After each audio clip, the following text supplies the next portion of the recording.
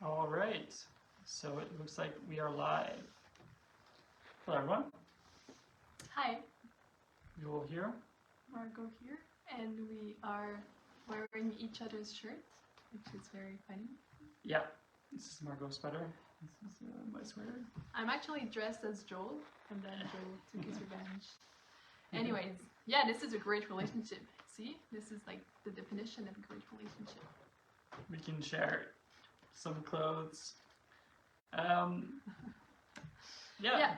Okay, so we're doing a little live. We started a YouTube channel a while ago, and we wanted to like put it live there and talk about some things. We are part of a group called Self Perfected on Facebook, and there's a lot of really cool couples out there, like really cool individuals that got together and created a relationship based on agreements.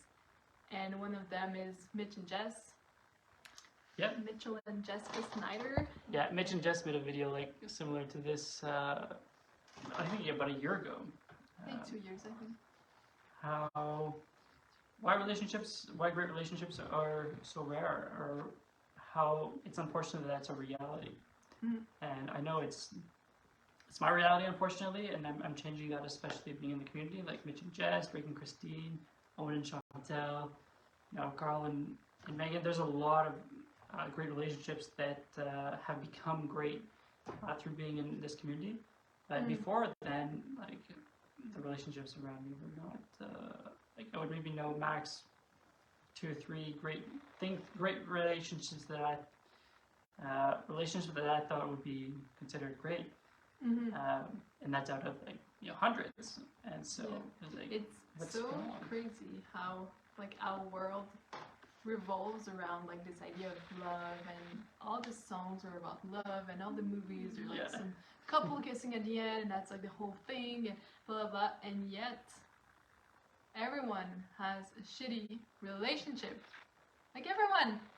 I mean, not everyone, but most of us going into a relationship, at the beginning it's so fun, it's the feelings, the emotions, the honeymoon phase, and it's crashing if there's no like agreements, rules, all of that.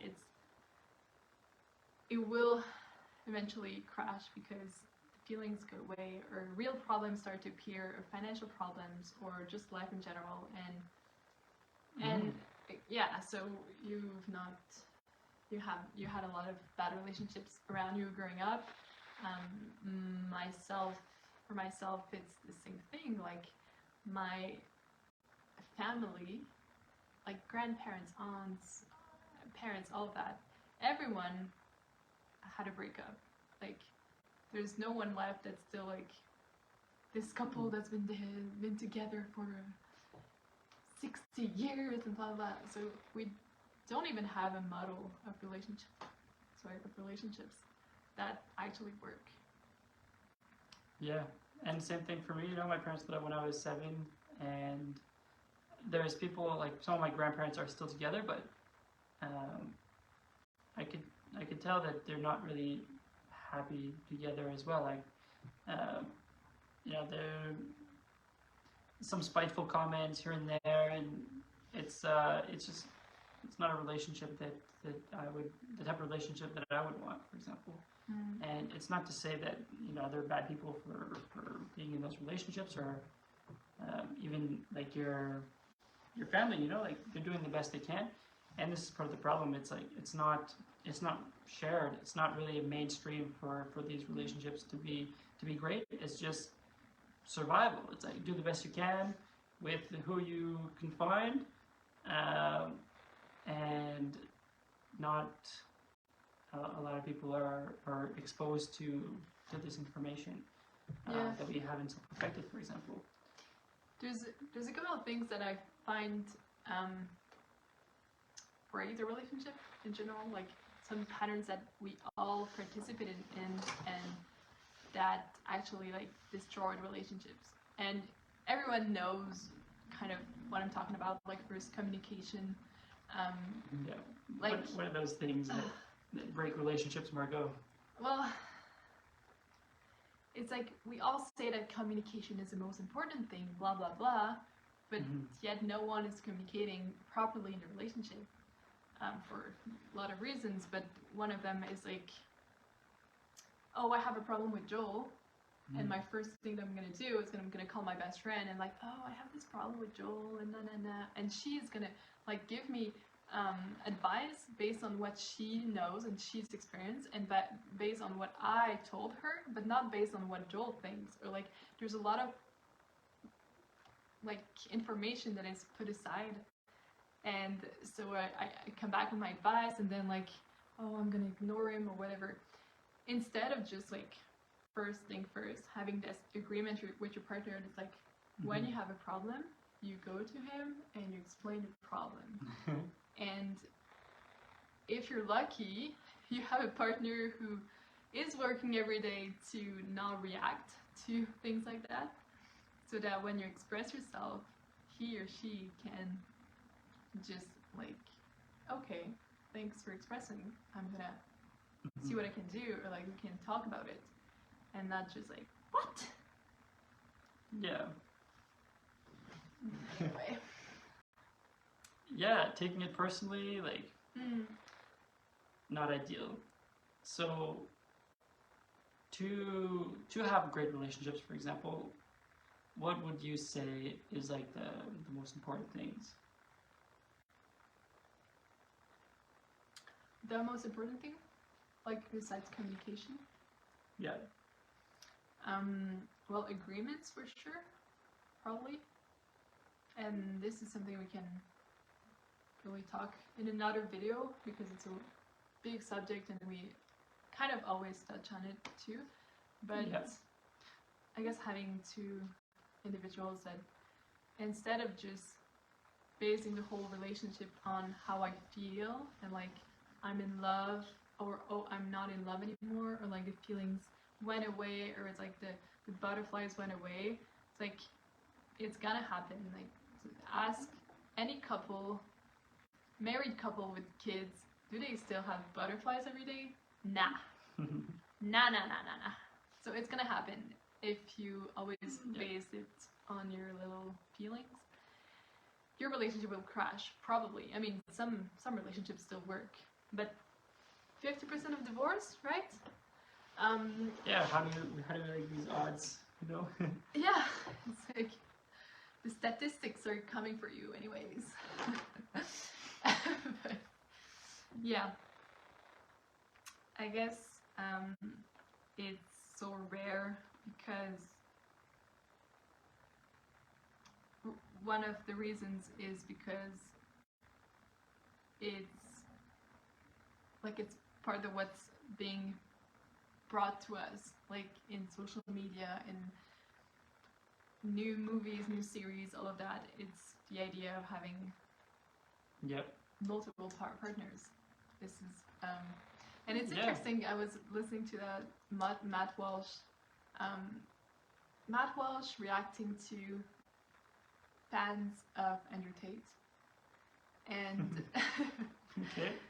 and so Matt Walsh was saying that, like, okay, sure, Andrew Tate has a certain vision of masculinity, and like he attracts a lot of young men who kind of want this life of having women, having money, having a purpose, blah blah, having whatever, maybe not a purpose, but having like a sense in your life.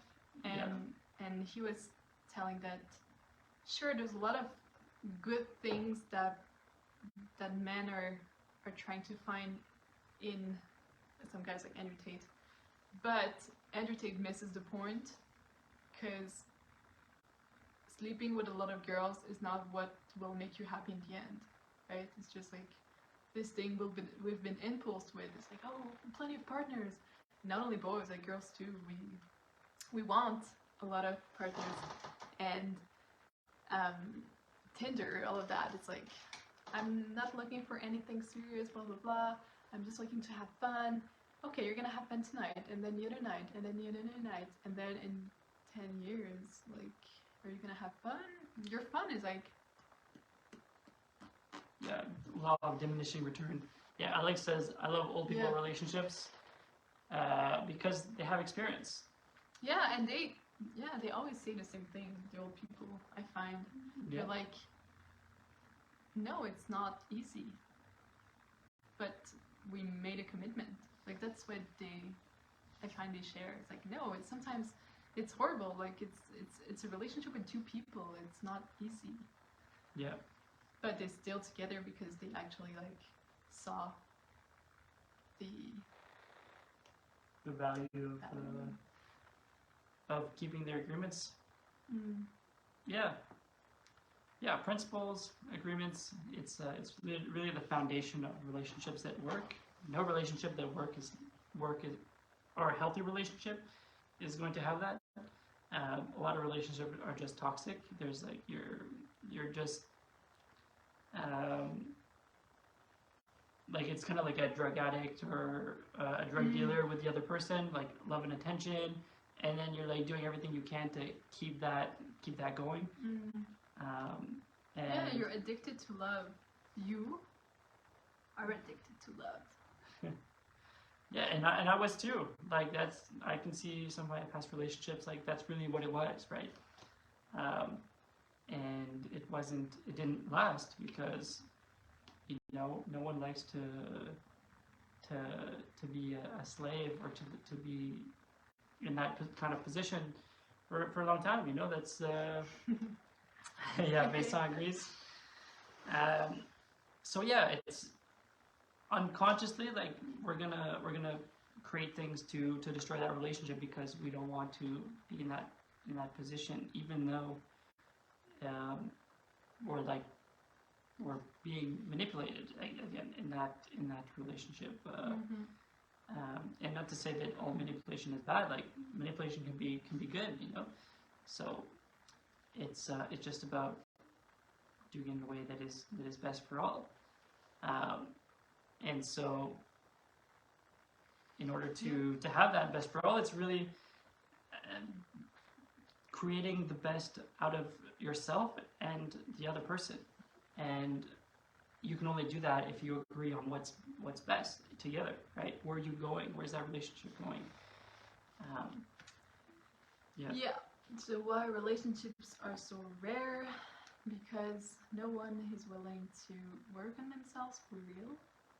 Yeah, and that takes a lot of courage, a lot of responsibility to want to learn how to improve and to be always working on yourself to grow and perfect yourself, as we say it in Self-Perfected, right? And perfection is possible. It's not like, don't look at perfection, it's impossible. Perfection is just the best you can be, the best that's possible. The best version of yourself. Like, imagine what's the best version of yourself and walk towards it. Yeah. But, yeah, I think, is there something else you want to say? Yeah, that's pretty good.